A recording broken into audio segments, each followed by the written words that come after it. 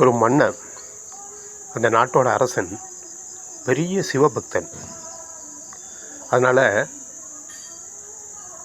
அங்கே இருக்கிற சிவன் கோயிலில் எப்போதும் தொழுவதும், அந்த கோயிலுக்கு செய்ய வேண்டிய நல்ல காரியங்களை தொடர்ந்து செய்வதும் இதில் கண்ணுங்கிறதுமா இருந்தான். அந்த கோயில் தீபங்கள் அணையக்கூடாது என்று எப்போதும் எண்ணெய் தயாராக இருக்க வேண்டும் என்று கோயிலிலே எண்ணெய் தயார் செய்தார்கள். அதாவது எள்ளு இருக்கு இல்லையா, அதில் இருந்தால் நல்லெண்ணெய் செய்கிறது. அந்த எள்ளை ஒரு உரலில் போட்டு ஆட்டணும்.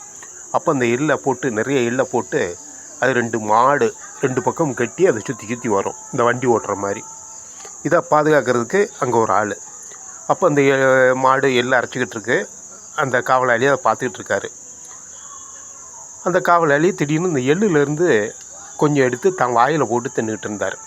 அப்போ அங்கே அரசனுடைய சிப்பாய்கள் இதை பார்த்துட்டாங்க.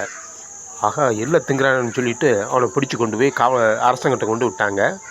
அரசன் பார்த்தாரு, இவன் தப்பிக்க முடியாது. ஏன்னா அவன் எள்ளு வாயில் போட்டு திங்கும்போது அந்த முகத்தில் அந்த உதட்டு பக்கம் 2-3 எள்ளு ஒட்டிக்கிட்டு இருந்தது. உன்னையோ எள்ளை தின்னீரா அப்படின்னாரு. ஆமாம் அப்படின்னாரு. ஏன் தின்னீருன்னாரு. எல்லாம் திங்கக்கூடாது தெரியுமா, சிவன் சொத்து குலநாசம்பாங்க, அது மாதிரி நீ அதை எடுத்துன்னு இருக்கிற, தப்பு இல்லையா அப்படின்னுக்காரு. தப்பு தாயா. அப்புறம் ஏயா தின்னீர் அப்படின்னு அரசன் கேட்டவுடனே, ஐயா நான் எப்போதும் சிவனுக்கு தொண்டு செய்துக்கிட்டே இருக்குன்னு ஆசைப்பட்றேன்.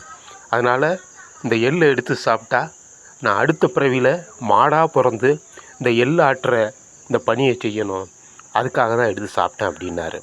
அரசு அப்படியே ஒரு நிமிஷம் கலங்கி நின்றவர் என்ன பண்ணார், டக்குன்னு அவன் முகத்தில் அந்த உதட்டில் ஒட்டிக்கிட்டு இருந்த 2 எள்ளை எடுத்து அவன் சாப்பிட்டார். அரசன் சாப்பிட்டாரு. உடனே இவர் பயந்து போய், ஐயா அரசே, நீங்கள் இதுக்கு இந்த எள்ளை சாப்பிட்றீங்க அப்படின்னாரு. இந்த எள்ளை அரைக்கிறதுக்கு 1 மாடு போதாது என்றாரே அரசன்.